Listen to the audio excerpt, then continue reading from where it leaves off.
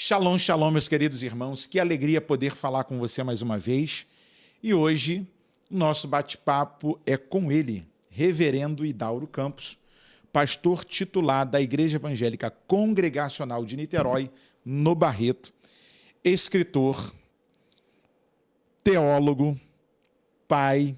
Como pai lá na rede social, ele é incrível. O amor, a dedicação, esposo e, sobretudo, um amigo. E é uma honra, pastor, te receber aqui, falando de Bíblia.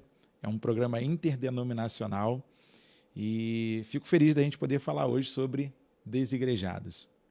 Muito bom dia, Paulo, e todos que vão acompanhar esse podcast. Para mim é um prazer, uma honra muito grande. Agradeço o carinho do convite e a gente poder conversar sobre esse tema que é extremamente relevante e contemporâneo, né? Verdade.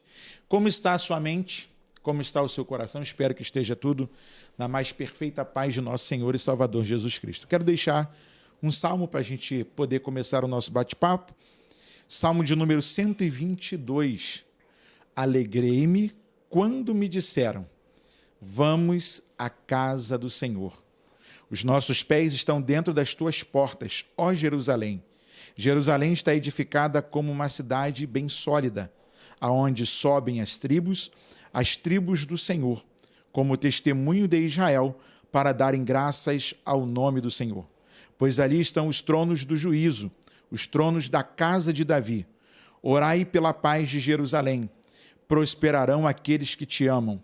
Haja paz dentro de teus muros e prosperidade dentro dos teus palácios. Por causa dos meus irmãos e amigos direi: haja paz em ti. Por causa da casa do Senhor nosso Deus, buscarei o teu bem. Meus queridos irmãos, nós estamos hoje na pauta para falar sobre um tema que está em voga e que causa ainda muita estranheza para muita gente. Por muitos anos a gente ouvia falar: eu sou católico, mas não sou praticante. E hoje essa frase tem andado na nossa boca também no meio protestante, por assim dizer. Nossos irmãos estão muitas vezes até filiados a uma igreja, têm o seu nome no hall de membros, mas não tem compromisso com aquela comunidade de fé. E o pastor Idauro tem um escrito, uma pesquisa chamada Desigrejados, Teoria, História e Contradições do Niilismo Eclesiástico. O prefácio da sua obra é do reverendo Augusto Nicodemos Lopes, uma grande autoridade também teológica no Brasil e que é representante da Igreja Presbiteriana no Brasil. E é uma alegria poder, falar sobre esse tema. E lá vai a primeira pergunta. O que motivou o amigo pastor a se debruçar e estudar sobre esse tema? Perfeito, Paulo. No ano de 2013, foi o ano da publicação da obra. Na verdade, a publicação é resultado de uma pesquisa de dissertação de mestrado, né? Eu fiz mestrado em Ciências da Religião e esse foi o tema que eu pesquisei. E a minha relação com o tema começa quando, por volta do ano de 2010, o Dr. Augusto Nicodemos, ele publica um artigo com o título Os Desigrejados. Era o início do mês de abril, aliás, início do ano de 2010, mês de abril, e entre a publicação do artigo do Dr. Augusto Nicodemos e a divulgação dos dados do IBGE, porque 2010 foi o ano da divulgação do censo religioso, que levou 10 anos para ser realizado, entre o ano de 2000 e 2010. E aí, no início de 2010, os resultados do censo religioso foram publicados. E nesse censo religioso, no extrato da pesquisa, apareceu que o Brasil tinha 4 milhões de evangélicos que se declaravam desvinculados das instituições religiosas. Batistas que não congregavam, assembleanos que não congregavam, congregacionais que não congregavam, que se identificavam com a fé, mas que não queriam mais nenhum compromisso institucional. Dr. Augusto Nicodemos viu aqueles dados e foi o primeiro teólogo brasileiro que publicou um artigo. Eu li aquele artigo, percebi ali um campo de pesquisa que não tinha sido ainda devidamente explorado, né? Então passei a pesquisar. E então, entre 2010 e 2013, eu pesquisei o texto, lendo obras, tentando entender o que estava acontecendo, esse fenômeno. E no ano de 2013, no início do ano, eu defendi na banca, apresentei o texto, foi aprovado, recomendado, inclusive, a sequência dos estudos em nível de doutorado, e decidi, então, publicar o texto em forma de livro. Então, a minha relação com o tema tem a ver com esse interesse acadêmico de pesquisa e também com o artigo do Dr. Augusto Nicodemos. Como pastor, isso é um tema que mexeu com o senhor? Profundamente, porque nós que somos pastores e estamos dentro da comunidade de fé e reconhecemos todas as dificuldades que uma igreja tem, porque ela é uma comunidade de pecadores. Sim. Como Martinho Lutero muito bem disse, a igreja ela é a composição daqueles que são ao mesmo tempo justos e pecadores. Então a igreja tem suas imperfeições, que é uma expressão desse traço da nossa pecaminosidade, dessa herança adâmica que nós carregamos. Então tem crises, conflitos, dificuldades dentro das igrejas. Mas nada disso impede de nós reconhecermos os acertos da igreja, a beleza da igreja. E na própria Bíblia Sagrada, por exemplo, você tem o apóstolo Paulo, guiado pelo Espírito Santo, escrevendo o texto da primeira carta aos Coríntios. Corinto era uma igreja extremamente complicada. Tudo você encontra em Corinto. Pecados sexuais, divisão, litígio, irmãos processando irmãos, indo para a arena pública, expondo problemas de irmãos,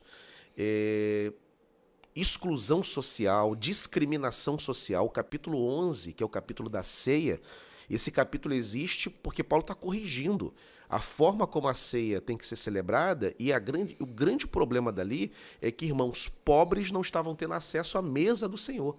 Paulo escreve o capítulo 11 para corrigir isso.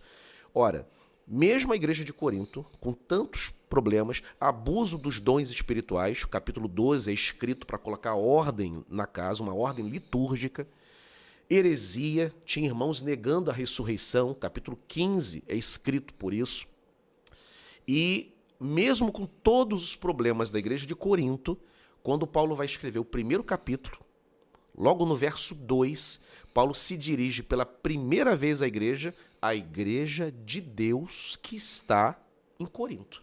Ora, mesmo ele dirigindo-se a uma igreja problemática, cismática, carnal, com muitas dificuldades, Paulo enxerga que ali tinha santos.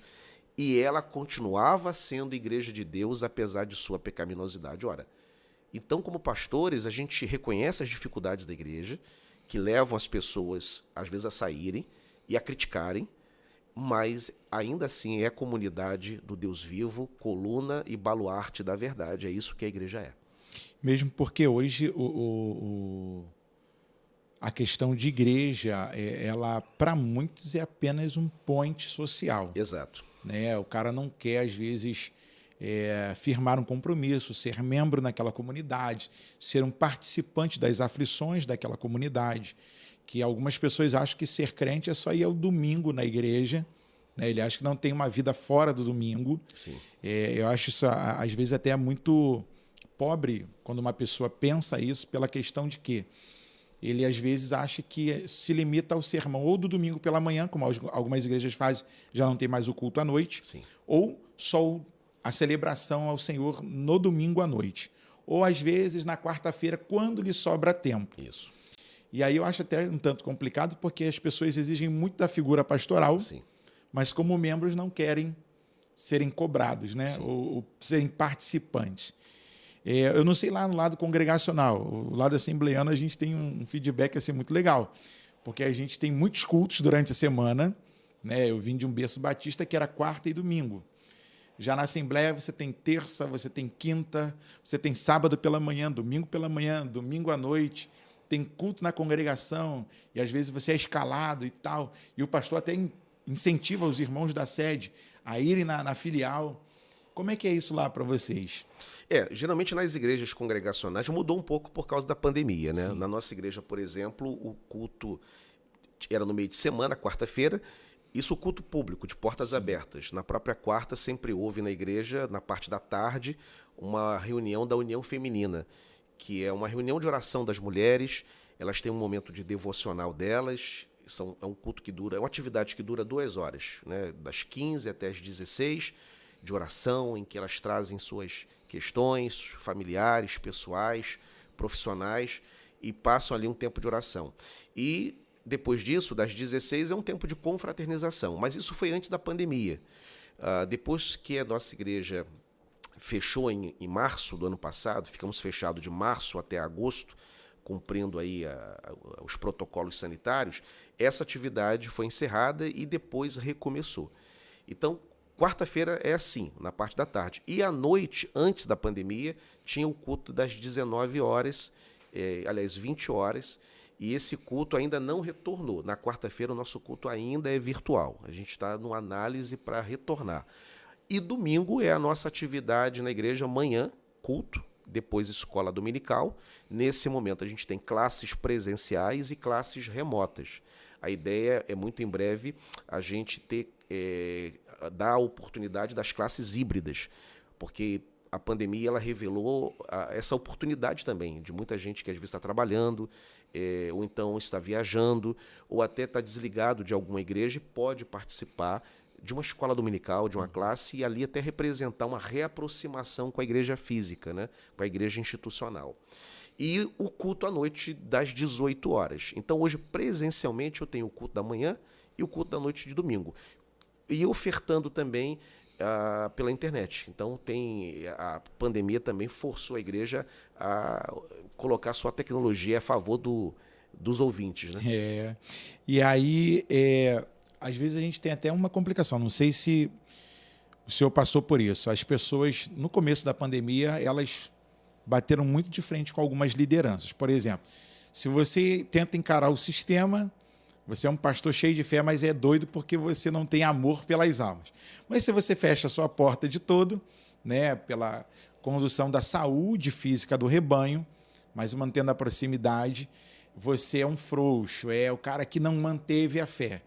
Como é que foi para o senhor esse começo da pandemia? Porque tanto o pastor mais jovem quanto o pastor mais experiente era tudo uma novidade. Sim. Foi difícil, né, por causa da insegurança daquele momento. Na igreja congregacional, nós procuramos acompanhar as autoridades, a vigilância sanitária, o governo do estado do Rio de Janeiro e a prefeitura de Niterói. Então, procuramos balizar as decisões do corpo de oficiais, que a gente chama de colegiado de oficiais, que esse colegiado é formado pelo pastor presidente, pelo pastor auxiliar, que esteve até aqui recentemente, Sim. que é o reverendo Davidson, os presbíteros e os diáconos da igreja. Fizemos várias reuniões e sempre procuramos nos orientar pela autoridade sanitária. Então, no primeiro momento, nós fechamos a igreja, assim que o decreto, na época do governador Wilson Witzel, porque entendemos que manter a igreja aberta colocaria a membresia em risco, uma vez que não tínhamos a menor ideia de como proceder diante daquela pandemia que era uma novidade. Quando os índices começaram a ficar um pouco melhores, ainda que com muitas mortes, lamentavelmente, a igreja reabriu em agosto, no segundo domingo, Dia dos Pais. Ficamos fechados de 15 de março até, se eu não me engano, 9 de agosto. E quando foi em dezembro, os índices voltaram a piorar. Aí, novamente acompanhando, né, as autoridades sanitárias, fechamos a igreja em dezembro. Ficamos todo o mês de dezembro fechado até a metade de janeiro. Na metade de janeiro, entendemos que a igreja não poderia mais fechar, porque muitos irmãos estavam ficando prejudicados, né, na sua comunhão, precisando de estar no culto, não conseguindo acompanhar a igreja pela internet, nem todos têm essa inclinação, e a gente entendeu que aquilo era prejudicial. Então, adotamos de manter a igreja aberta, porém adotando todos os protocolos de segurança, de distanciamento. Estruturamos a igreja com display, com álcool em gel, com oferta de aferição de temperatura na entrada, para que houvesse o culto presencial, porém com segurança, para aquele que quisesse. E aquele que não se sentia seguro, ele permanecia em casa assistindo online. Então a gente procurou sermos equilibrados e manter a fé, porém não negar a gravidade do momento, porque, do contrário, você poderia colocar as pessoas em risco, e nós na igreja perdemos, né? Perdemos um irmão querido que contraiu o vírus, né, do coronavírus, e ele não estava mais na nossa igreja porque ele havia casado com uma irmã de uma outra igreja congregacional, Antônio Maciel, o nome dele, querido Zerinho, e ele foi uma vítima da Covid. Então a nossa igreja chorou a perda de um querido irmão. E uma outra irmã chamada Adriana Pimenta, essa foi um milagre, porque ela teve 90% do pulmão tomado, mas ela, graças a Deus, ela inclusive deu o testemunho dela em outubro, ela conseguiu sair da intubação, saiu da UTI e sem sequela nenhuma, graças a Deus. Então a sua igreja passou, mesmo tomando todos os cuidados, a gente viu bem de perto a gravidade que foi essa pandemia. E é uma experiência terrível, né? Terrível. Terrível. Nada parecido que a nossa geração tenha experimentado. Então, gente, nós estamos hoje com o reverendo Idauro Campos, pastor da Igreja Congregacional de Niterói, no Barreto. Ele é também professor de teologia, dá aula, é escritor, e nós estamos aqui dissertando hoje sobre esse tema, Desigrejados. Isso aqui é a primeira edição da sua obra. Ele está com uma obra revisada, com mais conteúdos. E aí vem a pergunta: quando surgiu o termo desigrejados? Olha, o primeiro que emprega a expressão desigrejados no Brasil foi o reverendo... Tá me fugindo aqui depois tem o outro, né? Não, tranquilo. Ai, rapaz, é o bispo da Igreja Reina. A pena. Quem vai popularizar o termo no Brasil é o Dr. Augusto Nicodemos. Sim. Ele que vai popularizar. Mas quem vai empregar é o Fernandes, está me faltando apenas o primeiro nome dele. Depois retorna aqui o nome dele. Ele emprega a expressão desigrejados, mas quem vai torná-la popular no Brasil é o Dr. Augusto Nicodemos, dado o alcance do seu ministério quando ele escreve o artigo Os Desigrejados. Ali se torna popular no Brasil. Mas assim que eu retomar aqui, está me fugindo o nome dele, o primeiro nome, eu informo aqui para você. Não, tranquilo. Dentro da obra, eu vi o nome de Marília de Camargo César, jornalista, e dentro dessa obra eu também consegui alcançar do Paulo Brabo, Sim. Bacia das Almas. Isso. E a pitada deles lá é muito forte, né? Sim. É um convite, mas o que mais me chamou a atenção foi o do George Barney e o Frank Viola. Sim. O livro Vermelhinho. Isso. Sangue de Jesus tem poder. Exato. O livro. Revolução do George Barna e o cristianismo pagão. Cristianismo do Frank pagão. Viola. Rapaz, o cristianismo pagão é um negócio que... É pesado. Quem lê, eu sempre digo pra galera, as pessoas às vezes falam assim pra mim: Pastor Paulo, me indica um livro para ler. Eu falei: rapaz, lê a Bíblia. Primeiro lê a Bíblia. Porque eu não sei se o senhor já parou para pesquisar ou fazer um inteirinho. Lá com vocês não deve acontecer isso, mas as Assembleias de Deus, e que é o povo que eu faço parte hoje, eles dão muita oportunidade para muita gente pregar. Às vezes não capacita tanto. Né? Aquela coisa da Assembleia de Deus ainda tem um pouquinho desse ranço de que quem faz teologia pode esfriar na fé, vai ficar gelado, como eles chamam. Eu falei: meu irmão, pelo amor de Deus, a Bíblia é a Bíblia, ela é o nosso livro, como dizia John Stott, ela é toda para o homem todo, mas os camaradas parece que ainda têm uma certa resistência. E aí, quando a gente começa a conversar, lá eu percebi que muitos dos meus irmãos que têm título de pregador nunca leram a Bíblia toda. Nem por prazer, não falo nem por luxo, mas por prazer devocional, da pessoa ler, estipular: eu quero ler tantos capítulos da Bíblia, ou eu quero ler tantos livros por semana, e aí fazer aquele devocional para alimentar a sua fé enquanto ora. E às vezes eu ficava assim olhando e falei: rapaz, já leu o texto? Não. Conhece isso aqui? Não. Como é que você está pedindo o livro de fora? E alguém um dia chegou para mim: eu estava em tal lugar e me deram esse livro de presente. Eu falei: não, me dá esse livro aqui. Você não tem capacidade para ler isso aqui ainda não. Aí os camaradas: que isso, Paulo? Você tomou o livro do rapaz? Eu falei: tomei. O George Barney, o Frank Viola, o cristianismo pagão vai matar esse cara. Ele tem 3 anos de igreja. Sim. A primeira coisa que ele vai entender é que tudo que ele lê ali, ele vai chegar aqui questionando. Que a turma tem muito disso, né? Ouve alguma coisa na internet ou lê alguma coisa mais diferente do seu convívio e chega lá: Pastor Idauro, é porque agora eu descobri. Ué, você descobriu como? Qual é a sua fonte? E muita gente oculta essa fonte. E tem muita obra que ajuda a galera a ser desigrejada hoje? Sim, com certeza. Antes de responder essa pergunta, eu lembrei. Hermes Fernandes. Hermes Fernandes. Hermes Fernandes, que é o bispo da Igreja Reina. Ele é quem, pela primeira vez, emprega a expressão desigrejados no Brasil. Mas quem, como eu falei, quem torna popular a expressão é o Augusto Nicodemos, quando ele escreve o artigo. E a pergunta que você faz, sim, tem várias obras, né? Inclusive, quando eu escrevi a dissertação, nas referências bibliográficas são citadas mais de 100 obras que eu pesquisei para poder encontrar, né, o conteúdo necessário à exposição desse fenômeno no Brasil. Então, tem várias obras. Houve também um período de sites que agora perdeu um pouco de força, de blogs também, que multiplicavam o tema na rede social, né, na internet especialmente, que trazia, né, os conflitos, os sofrimentos que os desigrejados experimentaram, e principalmente aqueles que queriam encontrar alguma forma de conteúdo teórico sobre a possibilidade de permanecer fora da igreja, mas ainda assim ser considerado um cristão. Porque é isso que o desigrejado ele se coloca, né? Ele se coloca da seguinte maneira: não, eu posso ser cristão, mas não preciso estar dentro de uma igreja. E ele vai encontrar obras que vão tentar oferecer esse pavimento, esse caminho, esse recurso teórico que alimenta essa interpretação dele. Então você tem várias obras em inglês. O movimento dos desigrejados é muito forte nos Estados Unidos, né? De lá, as principais obras, os principais mentores, né? Como o próprio Frank Viola.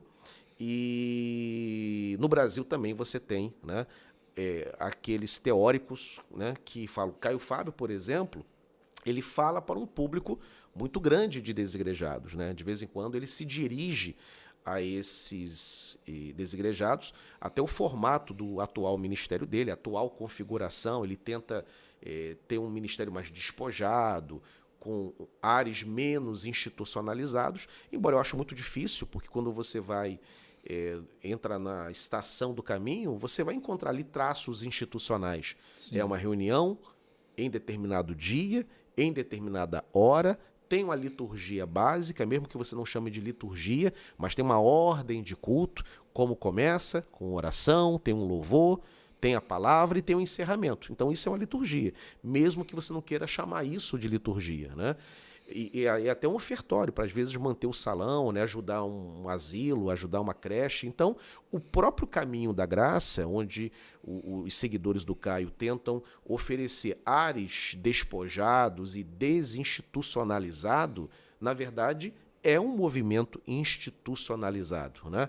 Então, você tem no Brasil também teóricos e livros que oferecem esse conteúdo para que a turma continue desigrejada. Eu digo que o do Jorge Barna e o Frank Viola é a Bíblia dos desigrejados no Brasil, que muitos deles Sim, usam essa. Exatamente.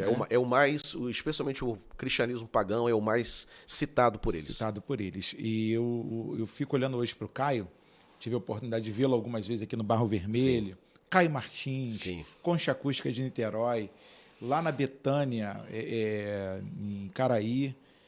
Mudou muito. Uhum. E aí a gente fica assim pensando, como é que algumas pessoas, depois de terem um encontro com uma palavra, conseguem assim se descaracterizar e se despirem de toda essa roupagem bíblica e que se querem a qualquer custo mostrar que estão bem, né? Sim.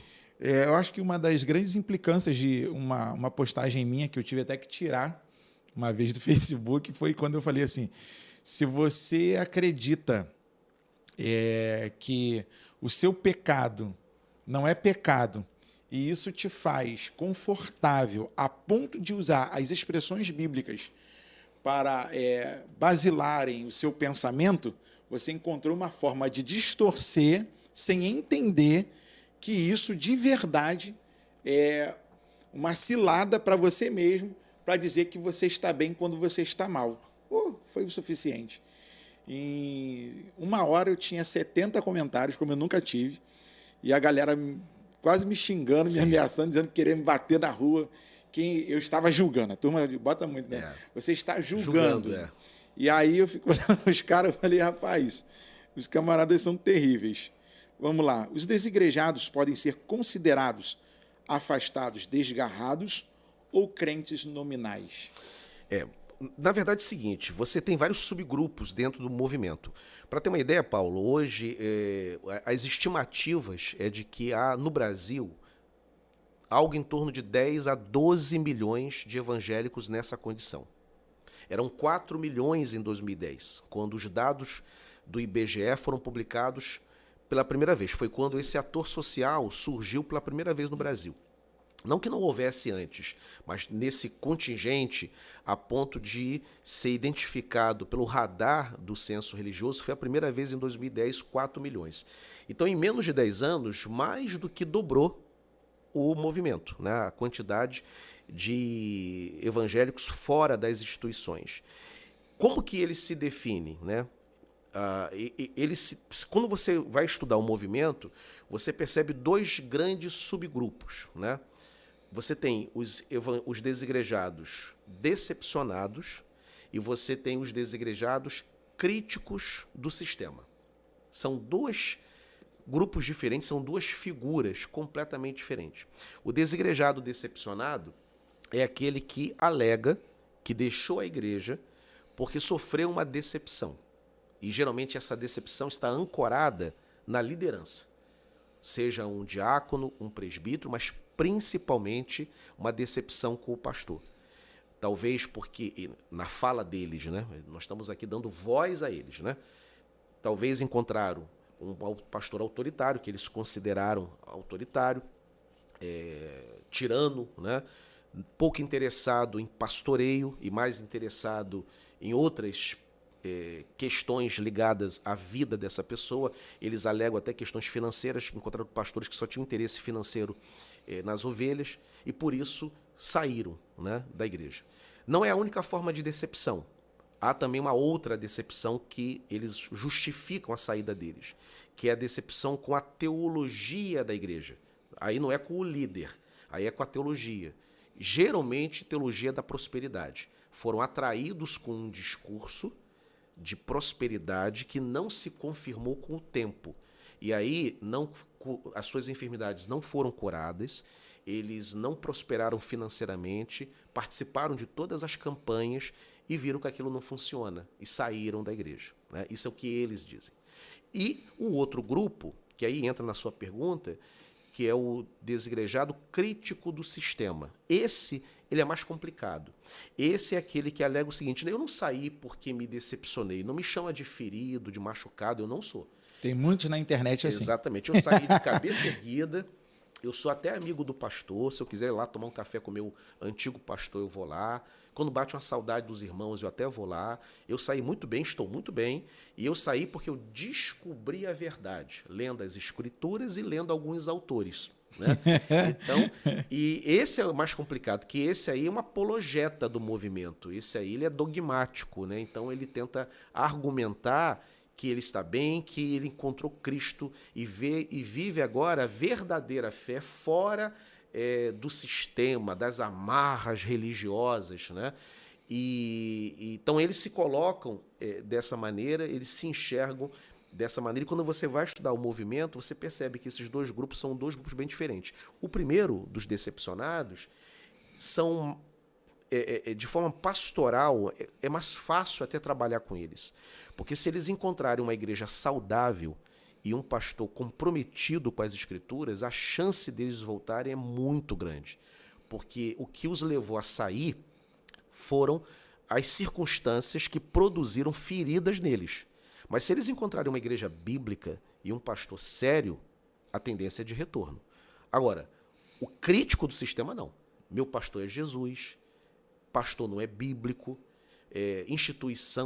a igreja é apenas uma instituição de homens que gira em torno de doutrinas humanas, eu não preciso disso, escola dominical não existe, coral não existe, ministério de louvor é invenção de homens, pastor não tem que ganhar salário, dízimo é coisa do Antigo Testamento, então esse aí não volta. ele olha, Eles são terríveis. ele não volta, ele olha para a igreja, ele tem profunda resistência com a igreja, né?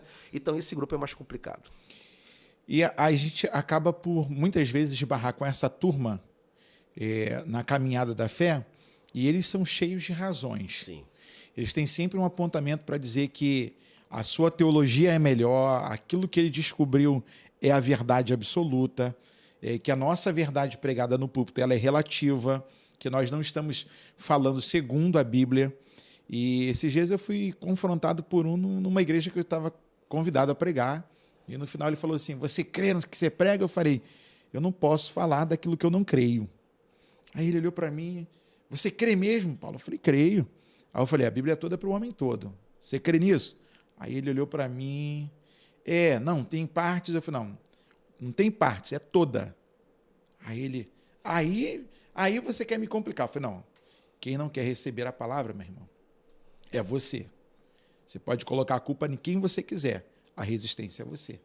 E a gente ouve muito essa questão hoje, principalmente no meio esquerdista. Nós somos a resistência. Sim. Né? E, para mim, pastor Idauro, eu fico assim, um tanto a pensar pela questão de São Gonçalo, e me parece que também Niterói, é um dos lugares que mais tem igreja por metro quadrado. Sim. E a gente vê de igrejas tradicionais sérias, históricas, de igrejas com nomes tipo Jesus foi ali e já volta, aqui o lugar da bênção, que o nome e as características de algumas igrejas é justamente a proposta daquilo que ele enxergou e é o fruto da sua rebelião, né? É sempre um tempo novo, é sempre um ministério novo, é sempre uma graça nova, é sempre algo mais abundante. E eu fico observando. E aí, como é que o senhor enxerga como pesquisador, sendo pastor e pesquisador, essa proliferação de igrejas, né? Assim como nem toda casa quer dizer que ali é uma família, nem toda placa que quer dizer uma igreja, de fato é. Isso. É muita gente destreinada, o camarada ontem era bandido, zoava, dava tiro nos outros, se drogava, e daqui a pouco o cara, 6 meses depois, sou pastor, mais um ano depois, sou bispo. Não, mais 1 ano e meio depois, o cara é apóstolo. E essa questão da violência sendo uma crescente nas nossas cidades, que nós somos co-irmãos, Niterói e São Gonçalo, nós estamos já aqui direto do Rio de Janeiro, e a gente tem essa questão. Como é que o senhor enxerga isso? Na verdade, esse dado é um dado já trabalhado já há muito tempo. Começou a ser oferecido pela CEPAL, né? A CEPAL apontava que São Gonçalo, que é o município, é o maior município, né, da região metropolitana do Rio de Janeiro, com mais de 1 milhão de habitantes, era o município com o maior número de templos evangélicos por metro quadrado da América Latina. Era esse o dado, né? Tinha mais igrejas evangélicas do que bares e centros espíritas, né? Então, a pergunta que sempre incomodou lideranças é por que um município que tem essa abundância de igrejas é também, ao mesmo tempo, um dos municípios mais violentos do Brasil, né? Com índices sociais muito desanimadores, né? A pobreza em São Gonçalo, a violência, a insegurança pública, né, que se vive na cidade, levando muita gente, inclusive, a deixar a cidade, a procurar outros municípios para poder morar com a sua família, né? E esse incômodo ele é bastante pertinente, porque quando você olha a história da igreja, os avivamentos eles transformavam não só a igreja local, mas transformava a própria sociedade. O avivamento wesleyano, quando acontece na Inglaterra, ele muda a configuração política, econômica e social da Inglaterra. Por quê? Como o indivíduo se converteu, então aquele baderneiro deixa de ser um baderneiro, aquele político corrupto, ele deixa de se corromper por causa da conversão, aquele homem que batia na mulher, ele para de bater e se torna no mais dócil dos maridos por causa da conversão, da presença do Espírito Santo na vida dele. Então, como isso foi visto na Inglaterra, isso foi visto nos avivamentos das colônias americanas, né? Essa melhora dos níveis sociais por causa do avivamento, da presença da igreja, Curiosamente, isso não acontece em algumas regiões do Brasil. Isso não aconteceu em São Gonçalo. O que é motivo de estranheza e, inclusive, de oração. Porque onde a igreja está presente, o seu entorno deveria melhorar. Né? Deveria melhorar, porque a presença dela, a presença dos santos ali, intercedendo pelo bairro, evangelizando e os vizinhos se convertendo, deveria trazer uma melhora da condição de vida daquela região. Mas acontece algo muito curioso no Brasil. Isso aí eu não pesquisei ainda, mas seria até uma dica de pesquisa. Paulo, observa qualquer igreja que você for pregar, que você for convidado para pregar. Chega cedo no culto, fica na porta, né? Observa as pessoas que chegarão para o culto. A menor parte vem a pé. A maioria vem de longe. Crente no Brasil tem um hábito de não morar perto da igreja, mora longe, né? Então termina que o bairro não é influenciado. Na minha própria igreja, por exemplo, né, 70% da membresia não é do Barreto.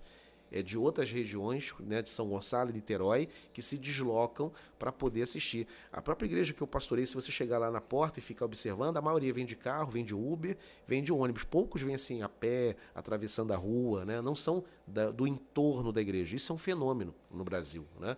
E o reverendo Jeremias Pereira, que é muito, além de bom pregador, é muito bem-humorado, ele diz o seguinte, que para vizinho de igreja se converter, tem que ser 4 vezes predestinado.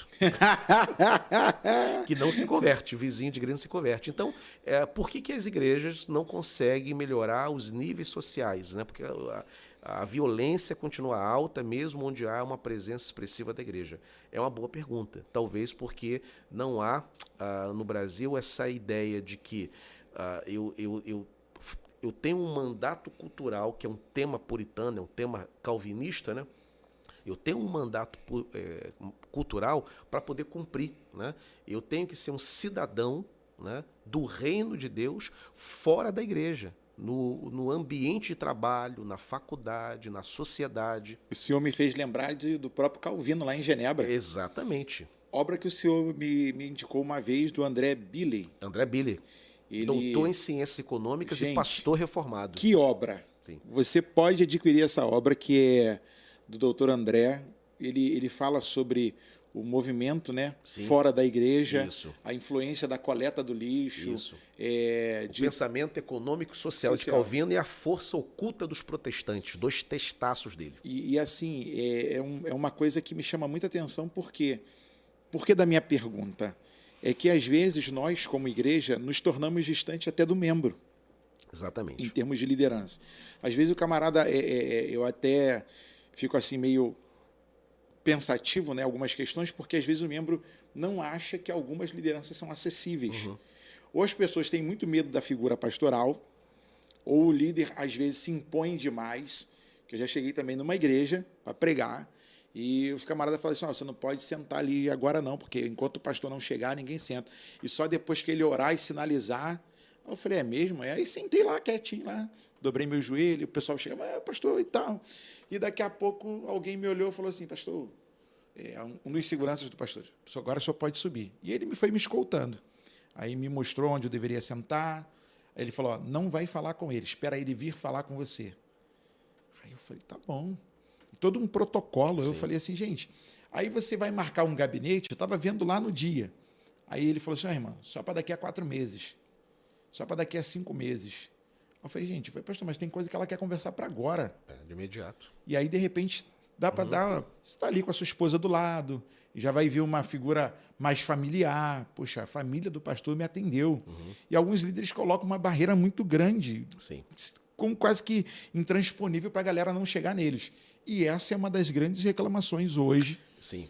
Paulo, eu fui pregar uma vez numa igreja, era uma palestra sobre reforma protestante, e no término, era um intervalo, na verdade, eu desci do púlpito e um irmão estava me esperando e rapidamente me conduziu para uma espécie de uma sala VIP. E a ideia era que eu não fosse, na hora ali, procurado pelos irmãos, né? Mas que eu fosse tirado daquilo aí, fosse para a sala VIP ali, onde tinha até um lanche, um coquetel esperando. Achei aquilo estranho, né? Porque é o momento, né? Seria um momento de interação, de cumprimentar, de estar perto das pessoas. E eu respeitei, eu estava na igreja, eu era um convidado, nunca me cabia ficar questionando ali. Mas eu achei aquilo curioso, achei estranho, porque não é habitual, né? O que eu acho interessante, por exemplo, e aí não vou fazer nenhuma defesa de igrejas históricas contra outros grupos, nada disso, mas a beleza, por exemplo, de um Dr. Russell Shedd é que ele pregava como pregava, né? Era um teólogo por excelência, e quando ele terminava, você sentava com ele e comia um salgadinho, né? Você vai na igreja presbiteriana do Augusto Nicodemos, no término do culto você encontra o Nicodemos na cantina da igreja com os adolescentes dele, né? Então, me parece que as igrejas históricas são mais tranquilas em relação a isso, a figura pastoral como aquela figura paterna, né? Outros grupos têm essa ideia de uma certa o pastor como uma celebridade, né? E aí entra esse problema do distanciamento. As desigrejado pega com força. Pega com força. E me parece que nesse caso específico eles estão com a razão, né? Porque o pastor ele tem que ser próximo às ovelhas, né? E eu não sei se você já percebeu isso na internet, principalmente no Facebook. A galera fala que hoje é que a ovelha tem que cuidar do pastor. Não é o pastor que tem que cuidar da ovelha? É o pastor que tem que cuidar das ovelhas. A função de cuidado, de pastoreio, pertence ao ministro. Porque a galera fala, não, mas você está debaixo da minha cobertura, que não sei o quê. Eu fico olhando assim, eu falo, rapaz. Aí outro dia um irmão estava comigo e falou assim, Paulo, você me leva em cada igreja com você. Eu falei, rapaz, faz o sinal da cruz e vai embora. Sim. Aí ele olhou para mim, que isso, rapaz? Eu falei, a nossa alma católica gritando. Eu falei, esses camaradas, rapaz. Eu não entendo, não. É muito complicado. Mas vamos lá. Por que os chamados desigrejados não se tornam igrejados em outras denominações? Já que nem eles congregam com a igreja visível. Engraçado. Parece louca essa minha pergunta. Mas engraçado. Isso acontece de fato, eles não querem, por isso são desigrejados, não querem congregar, mas você tem um movimento de retorno também. Já tem até uma obra de um autor chamado Ted Hunter, né? Ele escreveu uma obra maravilhosa, publicada pela editora Ultimato, chamado Dê Outra Chance à Igreja. E no prefácio ele dedica a desigrejados a igrejados que desigrejaram e reingrejaram. Interessante. Ele emprega todos esses termos. Igrejados que desigrejaram e que reigrejaram, né? E por isso o título, Dê Outra Chance à Igreja. Ele fala para esse público que experimentou o niilismo eclesiástico, que é a deserção institucional, o abandono da igreja institucional, e que percebeu que não consegue viver longe, que precisa da comunhão e que a igreja, sim, é um ambiente saudável para estar e que desejam voltar. Ele escreve para esse público. Então, há aqueles que são resistentes, que não voltarão, outros levarão um certo tempo, mas outros hão de retornar, e há irmãos que com essa experiência de retorno. Inclusive, em alguns lugares que eu fui falar do movimento dos desigrejados, tinham desigrejados presentes, que talvez foram até com o coração fechado, né? Vamos ver o que esse pastor vai dizer, ele certamente vai fazer uma defesa e vai nos colocar todos nas chamas do inferno. E quando eu fui falando, eles perceberam que, calma aí, esse aí pesquisou o tema. Não concorda conosco, né? Eu sou um pastor institucional, então não concordo com o desigrejado, né? Entretanto, eu procurei entender as causas da deserção. Eu encontrei gente sincera, realmente ferida, gente sincera, equivocada, e encontrei rebeldes, né? E ao término das palestras, desigrejados foram tocados. Que essas são as 3 características principais de um desigrejado. Exatamente. Você tem o ferido, né? Você tem aquele que realmente passou por uma experiência foi ferido na sua vivência. Você tem aquele que ele é um ingênuo, né? Ele é alguém que está equivocado na sua análise, e você tem o rebelde, que é o crítico do sistema, né? Que é aquele que não quer nem saber, ele quer estar fora e estar bem e assim por diante. E ainda há muito abuso de autoridade? Olha, o primeiro grupo, né, que é o desigrejado decepcionado, ele alega isso, né, desse autoritarismo, dessa tirania, dessa exploração por parte de alguns pastores, eles alegam, né? A Marília, já citada por você, do livro Feridos em Nome de Deus, ela é uma jornalista batista, né? Que faz uma pesquisa muito séria e a pesquisa resulta na obra. E a obra toda dela é ancorada nessa experiência de pessoas que passaram por igrejas que tinham pastores que eles alegam que eram pastores autoritários e exploradores.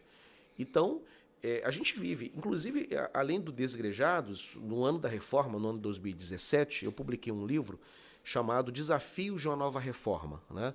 Onde eu estabeleço uma relação e um contraponto à reforma de Lutero. E ali eu procuro responder a pergunta: é possível uma nova reforma? O Brasil precisa de uma reforma também à semelhança de Lutero? E na obra eu digo, a semelhança de Lutero não, porque ali foi histórica. Os desafios de Lutero foram desafios de seu tempo, né? Agora, há novos desafios. E desafios que precisam ser identificados e enfrentados. E um deles é a autocracia eclesiástica.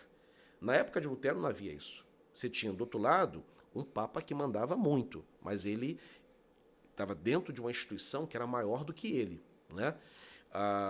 E hoje em dia você tem igrejas onde o pastor ele é absoluto, ele não tem instâncias que possam enquadrá-lo e que possam repreendê-lo, né? O que nós chamaríamos de assembleia. Exato. Na igreja congregacional, por exemplo, eu tenho os oficiais da igreja, eu tenho os presbíteros e os diáconos que lideram a igreja junto comigo. E se não bastassem eles, eu tenho a assembleia de membros. Determinados assuntos administrativos são encaminhados para a assembleia e por mais que eu queira fazer, eu não posso, porque é a assembleia de membros reunida que me autoriza. E se a Assembleia não autorizar, não adianta nada, eu não faço. É assim o modelo congregacional. Por isso o nome, congregacional, vem da congregação como autoridade administrativa última. A autoridade teológica e doutrinária é o pastor, mas a autoridade administrativa vem da Assembleia. E se não bastasse a Assembleia, eu tenho os meus pares, os meus colegas, que são os oficiais da igreja, presbíteros e diáconos. Na presbiteriana, também. O pastor não pode tudo, ele tem um conselho de presbíteros que ele tem que apresentar as propostas e ouvir os presbíteros. São modelos plurais de governo, né? Que representam algo muito bom, porque é uma espécie de freio e contrapeso. Sim. Numa igreja em que nas igrejas episcopais, de modelo episcopal, do bispo, do apóstolo, ele não presta conta para ninguém. Pastor, eu não concordo com o senhor, ele não quer nem ouvir. Sai, se você não está satisfeito, vai embora. Né? A porta é ali. Então, há esse autoritarismo, sim, em muitas igrejas, e os desigrejados alegam isso. Hoje, lá na nossa igreja, na Assembleia de Deus Central do Bosque, nós temos um presbitério funcionando. Temos o Grupo dos Cinco, que tem assuntos que não tem como chegar no membro, porque senão dá um problema maior. Isso. E aí a gente senta, conversa, reavalia, senta, conversa de novo, porque tem assunto que você fica assim, rapaz... É plural, é um governo plural. Será que nós somos igreja mesmo? Que assunto é esse aí que chega... Porque a grande dificuldade das pessoas é elas não acreditarem que por ela ser gente, como qualquer outra gente, por sermos pessoas, nós temos problemas. Sim. E aí elas não aceitam que elas podem serem o problema. Igual uma vez chegou uma visita lá na igreja, estava na porta, cumprimentando os irmãos na hora da entrada, e ela falou assim, essa igreja tem problema? Eu falei, pode ir embora, eu sou mais problemático. Sim. Aí alguém passa na hora, oi, pastor. Aí ela, tu é o pastor da igreja? Eu falei, eu sou qual pastor? E tu é problemático? Eu falei, eu sou o mais defeituoso. E é por isso que eu estou aqui. Aí ela me olhou, então vou assistir o culto aqui hoje. Congrega com a gente lá hoje, já há 3 anos. E eu achei muito interessante porque as pessoas acham que toda liderança tem que ser como um super-homem. Parece que tem que ser infalíveis. Infalível é só a escritura. Uma parte da decepção, você tem aquela decepção causada por essa experiência real que o membro teve, que não foi boa com o seu pastor. Mas muito também, e isso a gente não pode desconsiderar, que essa decepção vem por causa dessa grande expectativa depositada sobre o pastor. E o pastor não consegue atender essa expectativa. E há, inclusive, pastores que gostam dessa expectativa depositada sobre ele, né? Ele se sente bem, ele se sente valorizado, só que ele não consegue, e aí ele não consegue atender a todos os membros, ele não consegue visitar a todos, ele não consegue estar bem todos os dias, né? Ele não vai pregar bem todos os dias, nem todo dia ele vai estar muito bom no aconselhamento, porque ele é um ser humano. Então, muito da decepção pode ser também explicada por essa elevada expectativa depositada. E isso não é um erro do pastor, isso é um erro do membro, que projeta algo que o pastor não consegue suprir. Essas igrejas midiáticas seriam uma solução para os desigrejados? Essa é uma excelente pergunta, eu respondi muito essa pergunta, inclusive, Paulo, no ano passado, no início da pandemia, né? Termina, ainda que não seja o modelo ideal de você acompanhar uma igreja, porque ainda assim você está longe da convivência, né? Ela pode ajudar, né, a alguma aproximação com a igreja institucional, as igrejas midiáticas.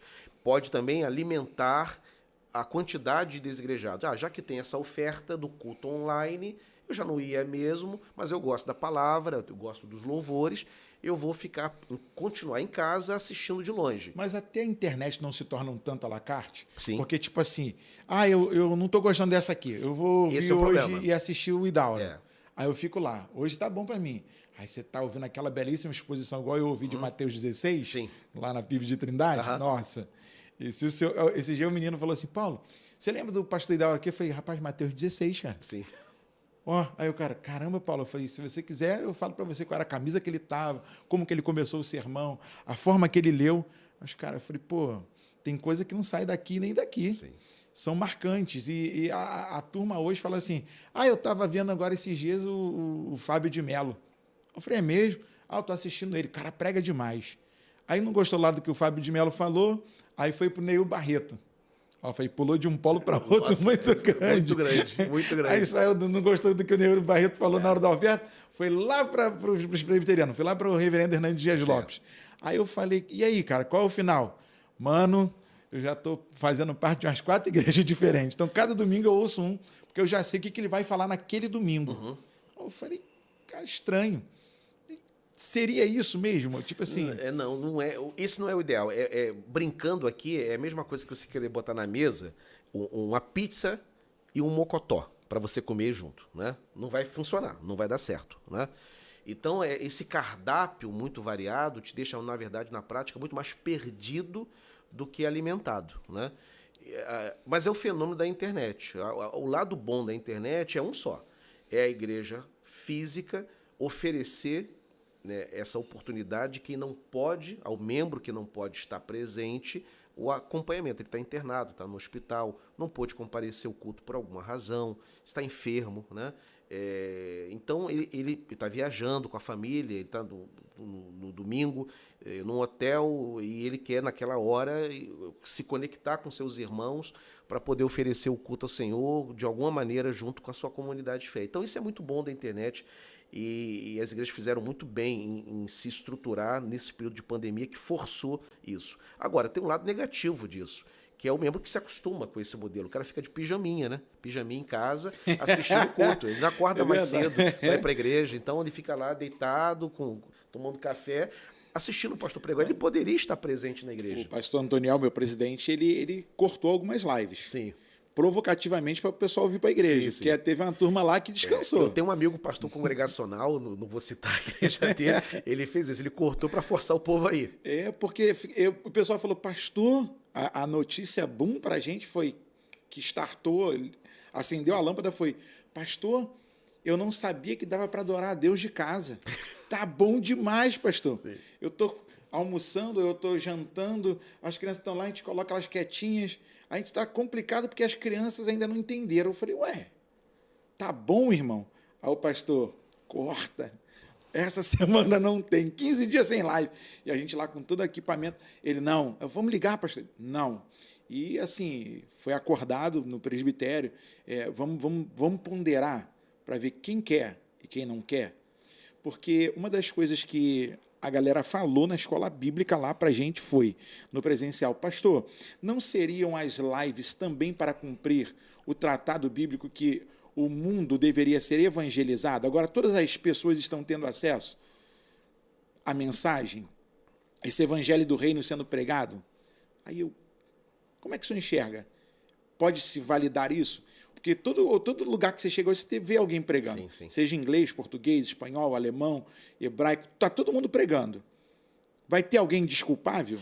Ô Paulo, o cara pode estar na ilha da Polinésia.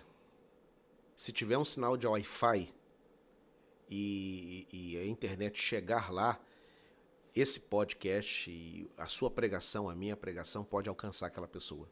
Então eu não tenho dúvida de que a internet é uma das ferramentas, um dos instrumentos de Deus para fazer cumprir essa palavra de que o evangelho seria pregado. Porque eu sempre tive essa questão, como é que o evangelho pode ser pregado a todo mundo, 7 bilhões de habitantes, né? É muita gente, e 7 bilhões que estão vivas, de acordo com a ONU, fora os que já viveram e já partiram, né? Então, como que o evangelho vai chegar em cada um? A internet é essa grande ferramenta em que você pode pegar o link e mandar para várias pessoas e aquilo se multiplicar, e essa é uma forma de você mandar. Agora, falando da comunhão, né, uma coisa que não posso deixar de dizer, por que comunhão é importante? Por que congregar é importante? É apenas uma necessidade psicológica ou é um mandamento das Escrituras? Quando a primeira igreja surge na história, que é a igreja de Jerusalém, né, fruto do derramamento do Espírito na pregação de Pedro, a história está narrada em Atos 2, quando surge ali a igreja chamada de igreja primitiva, né, a igreja de Jerusalém. Quando Lucas vai descrever aquela igreja, Atos 2, verso 42, perseveravam na doutrina dos apóstolos, na comunhão, no partir do pão e nas orações, né? John Stott, comentando esse texto, ele faz uma divisão tripla: pregação, doutrina, teologia. A igreja perseverava nisso. Escola dominical, seminário, sermão, né? A igreja perseverava também na comunhão, na koinonia, no abraço, na ajuda mútua, no socorro, no estar junto. E a partir do pão e orações, ele junta isso e chama isso de aspectos da adoração. John Stott. Então a igreja perseverava na doutrina dos apóstolos, na comunhão e na adoração, partindo o pão e orando, né? Então a comunhão não é uma opção nossa. Eu vou porque quero e porque sinto falta. Você não vai na igreja porque você sente falta. Você pode até sentir falta da igreja. Você pode e deve amar os seus irmãos e querer estar junto. Mas nós não vamos na igreja por causa disso, por causa desse sentimento, essa carência afetiva. Nós vamos porque o Senhor ordenou que estivéssemos juntos. E Deus ordenou que nós estivéssemos juntos, e quando a igreja surge, Lucas destaca essa perseverança na comunhão, porque Deus é comunitário. Deus é Pai, Filho e Espírito Santo. Existe uma comunidade, né, na Trindade, né? A Trindade é trina, obviamente, né? O Pai tem comunhão com o Filho, Pai e Filho têm comunhão com o Espírito, né? Existe um relacionamento, Deus é relacional. Quando Deus coloca o homem no jardim do Éden, diz o texto de Gênesis, que Deus vai conversar com ele todos os dias na viração do dia, até quando ele comete o lapso, até quando ele comete a queda, Deus vai lá e pergunta: onde estás? Né? Então Deus ama relacionamento, o Senhor é adorado por miríades de anjos, então Deus é um ser relacional.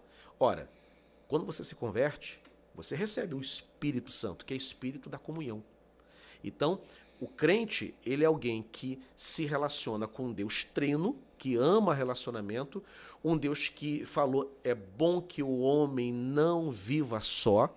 Então essa sede de sociabilidade, ela é por causa da nossa imagem e semelhança de Deus que o homem carrega, né? Então o homem tem que estar junto, o homem tem que congregar, ele tem que ter comunhão com seus irmãos. A igreja não é o eu sozinho, a igreja somos nós, né? O que fazer para não ser um desigrejado? Sim. E como os desigrejados podem ser igrejados outra vez? Sim. Para não ser um desigrejado, é fazer o que Paulo fez. Paulo, ele não é um alienado, o apóstolo Paulo. Ele não é um entusiasta infantil. Paulo reconhece todos os problemas da já citada igreja de Corinto aqui, né? Capítulo 1, capítulo 2 da carta de Corinto, né?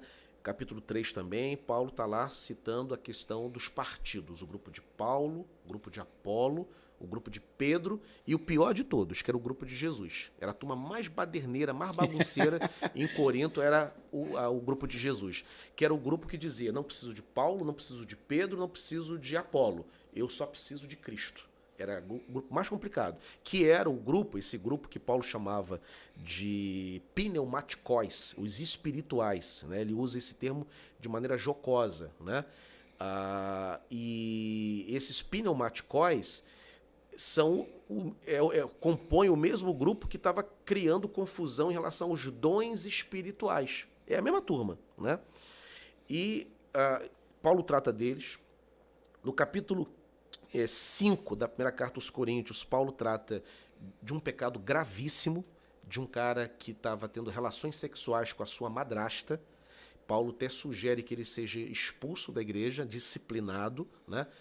E Paulo é muito pastoral naquele momento, ele diz assim, para que ele seja castigado no seu corpo, porém o espírito seja salvo no dia do Senhor, né? Capítulo 6, Paulo fala do litígio, irmãos processando irmãos, indo para a arena, né, para poder processar. Lá tinha também em Corinto um pecado gravíssimo. Irmãos, membros da igreja de Corinto, se deitando com prostitutas cultuais que existiam em Corinto, que é uma cidade imoral, né? O verbo corintianizar tinha a ver com pecados, com orgias. E você tem membros da igreja praticando pecados sexuais com prostitutas, né? Ora, Paulo não é um alienado. Paulo sabe, né, do que está acontecendo em Corinto. Mas olha como ele submete os dons apostólicos dele à direção do Espírito Santo e escreve a carta para exortar. Em nenhum momento Paulo diz assim, saia dessa igreja aí. Essa igreja é muito complicada em Corinto. Fundem a segunda igreja de Corinto. Porque essa aí está perdida, essa aí está quebrada. Tem muito pecado. Tem heresia aí dentro, tem pecado sexual, tem incesto. O cara dorme com a madrasta. Paulo chega a dizer, no capítulo 5, que nem entre os incrédulos aquele pecado era praticado. Verdade. Em nenhum momento Paulo sugere que se abandone a igreja. Paulo escreve para exortar, chamar a igreja ao arrependimento, ele doutrina a igreja, né? E ele corrige a rota da igreja. Ora, então o que o desigrejado tem que fazer? Ele olha para os problemas da igreja, para as disfuncionalidades dos pastores, dos ministérios. O que ele tem que fazer? Ora, se tem aquela área problemática, eu vou orar por aquela área e vou me colocar diante de Deus e até diante do meu pastor. Meu pastor é muito bom de púlpito, ele é um teólogo extraordinário, mas ele é fraco na visita, ele é tímido, ele não é muito habilidoso, ele vai na casa do irmão, ele fica meio que... ele não sente muita vontade, ele é muita vontade no púlpito. Mas eu vou ajudar meu pastor, eu vou colocar meu carro à disposição dele. Pastor, eu tenho um dia de folga, olha, eu faço a visita com o senhor, o senhor não é muito bom nisso, eu ajudo o senhor, né? O pastor é muito bom no relacionamento, mas ele é fraco no púlpito. Eu não vou descer além do meu pastor, mas eu vou ajudar. Quem sabe sugerir literatura, né? Quem sabe, pastor, vamos dar uma reforçada, volta a estudar, né? Ou então me escala para pregar, eu ajudo o senhor, né? Eu vejo que no culto de evangelismo o senhor prega de uma forma maravilhosa, mas o culto de doutrina o senhor é um pouco mais fraco. Tem um irmão tal, presbítero tal, que pode ajudar. Então, olha, quais são os problemas que a igreja tem? Então, esse irmão que é um candidato a desigrejar-se, ele pode, ao invés de partir para essa opção tão radical, fazer como Paulo, de enxergar os problemas da igreja e sugerir soluções, e não a deserção, porque não é essa a vontade do Senhor, né? E quanto à questão dele reigrejar, é encontrar uma igreja bíblica, porque faz sentido. Eu lembro que uma vez um rapaz lá um pastor lá da Paraíba, ele falou assim, Dauro, eu li a obra, eu gostei muito, concordo com o que está ali, só que tem uma coisa, você tem que convir que se numa cidade não tem uma igreja séria, esse desigrejado fica sem opção. Eu falei, olha, eu tenho muita dificuldade de aceitar a ideia de que numa cidade não haja uma igreja que possa valer a pena. Eu e Dauro temos muita dificuldade, mas vamos trabalhar com a sua tese. Faz sentido. Se todas as igrejas são problemáticas, heréticas, não sei o que, você vai fazer o que lá, né? Então, o meu conselho é, você está desigrejado, mas entende que precisa voltar, procura uma igreja saudável, procura uma igreja sólida, né? Procura uma igreja onde o pastor seja ético, onde além de uma boa formação teológica, que é fundamental, ele seja comprometido, uma igreja em que ele não seja dono, uma igreja em que ele tenha autoridades iguais a ele, que possam, inclusive, repreender. Ô, Paulo, se tem uma coisa maravilhosa, né? É quando você está pastoreando a igreja e você tem seus colegas de ministério que às vezes te veem saindo do trilho. E ele chega, Paulo, não é bem assim, Paulo. Olha, você está indo para um caminho perigoso. Eu vou orar por você e eu vim aqui, meu irmão, para te alertar. Isso aí que você está fazendo está entristecendo o Espírito de Deus, né? Olha, pastor Idauro, Deus está me incomodando. Esse caminho aí seu não está bom. E vamos acertar o passo. Isso é uma bênção. Sermos exortados é uma dádiva, é uma bênção. Paulo escreve na primeira carta a Timóteo, capítulo 5, que aos presbíteros que vivem no pecado, que sejam repreendidos publicamente para que aprendam a não mais pecar, né? Isso dá um trabalho. Dá um trabalho. Então, se nós fôssemos, por exemplo, da mesma igreja, trabalhássemos juntos, nós poderíamos nos exortar, sim, caso víssemos razões para isso. Então, um desigrejado, evite igreja onde haja aquela autocracia eclesiástica, onde o pastor manda e desmanda. O terreno está em nome dele. Né? E ninguém está acima dele, ele não presta conta para ninguém, ele pode largar a mulher e se apaixonar por uma moça da igreja e ninguém tem nada a ver com isso, porque ninguém o disciplina, né? Evite esse tipo de igreja. Procure igrejas sólidas, de ministérios plurais, de governo plural, seja congregacional, seja presbiteriano, seja um episcopado, uma igreja episcopal, que haja um colégio de bispos. A Igreja Nova Vida é assim. Sim. É uma igreja episcopal, mas tem um colégio de bispos, né? Você tem o bispo primaz, que é aquele que conduz, mas ele responde. Tem lá a prelazia, né? Que é um conselheiro, são conselheiros dele, né? Então, ele tem ali os que vão ajudá-lo a evitar, a seguir por caminhos equivocados. Então, é a melhor maneira, né? E se reencantar pela igreja, a igreja não é a invenção humana, ela não é uma experiência sociológica, a igreja ela é o corpo de Cristo, né? E a igreja local ela é tão somente a expressão local e diminuta da igreja universal que está espalhada sobre toda a face da terra. Então, a Igreja Batista, Metodista, Assembleia de Deus, Batista Renovada, a Igreja Pentecostal, a Igreja Histórica, todas essas igrejas são como membros de um corpo, né? Você tem a mão, você tem a cabeça, você tem os pés, né? Você tem um joelho. Paulo até cita isso, ele compara a igreja a um corpo, no capítulo 12 da primeira carta aos Coríntios. E igreja é uma bênção, é muito bom fazer parte dela a despeito de todas as suas dificuldades. Gente, infelizmente o tempo voou e aí eu preciso agora caminhar para o final e eu vou fazer uma proposta para você que é meu seguidor. Deixa uma pergunta aqui para a gente, que nos demais encontros eu vou pegar a pergunta do internauta e nós vamos aqui. O internauta fulano de tal, da cidade tal, do estado tal, enviou uma pergunta para o pastor Idauro. E aí a gente vai fazer um bate-papo mais diferenciado. Eu vou fazer a sua pergunta, ok? E aí a gente vai tirar muitas dúvidas. De repente você quer, numa pergunta, um conselho pastoral, numa pergunta, uma orientação bíblica, e nós vamos sim, aqui, através do Falando de Bíblia, caminhar junto com você. Eu vou deixar o pastor Idauro fazer a sua consideração final, deixando a mensagem para os nossos seguidores, e aí logo depois a gente termina orando. Quero agradecer o convite para falar desse tema, que é um tema que eu gosto muito, eu acho muito interessante e relevante para o Brasil, como eu disse, 10 milhões de desigrejados, na esperança de que esses irmãos possam reencontrar o caminho de uma comunidade de fé que seja séria, que seja bíblica, que comprometida com missões, comprometida com evangelismo e, acima de tudo, fiel e obediente ao Senhor. Minha gratidão a você, Paulo, o convite, e sempre que precisar é só convidar e a gente vai estar aqui. Muito obrigado, pastor. Vamos ao momento da oração. Nosso Deus e nosso Pai, nós te glorificamos em Jesus Cristo, Senhor, pela dádiva da vida, pela oportunidade que temos de falar das tuas grandezas, falar, Senhor, das tuas bondades. Louvar o teu nome, Senhor, pela grandeza do teu poder. Obrigado pela vida do meu irmão, pastor Idauro, que está aqui junto comigo, podendo ser um instrumento, mais uma vez, de discernimento, de apontamento, Senhor, para a dúvida de muitas pessoas. Obrigado pela disponibilidade do teu filho, obrigado pela sua família, sua esposa, sua filhinha. Nós te louvamos pela igreja pela qual ele está pastor, ali, Senhor, em Niterói. Obrigado pela vida dos teus filhos, desde o maior até o menor, do mais novo ao mais velho.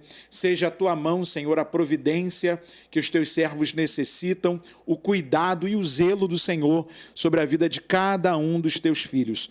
Obrigado pela vida de cada um dos nossos seguidores que nos acompanharam nesse bate-papo, que a tua bênção, Senhor, a bênção da tua presença seja notória na vida de cada um dos meus irmãos e através da tua presença encontremos descanso para as nossas almas. Amém. Obrigado por esta família que está aqui, Senhor, junto conosco. Continua com a sua mão, ó Deus, estendida, trazendo a tua orientação, teus livramentos e as tuas provisões. Obrigado pelo teu cuidado e pela multidão da tua misericórdia, que são as causas de não sermos consumidos. Louvado seja o teu nome para sempre. Nós te glorificamos em Jesus, o Senhor, o teu Filho. Amém e amém. Deus abençoe sua vida, Deus abençoe a sua casa. Esse foi mais um Falando de Bíblia e te espero na próxima.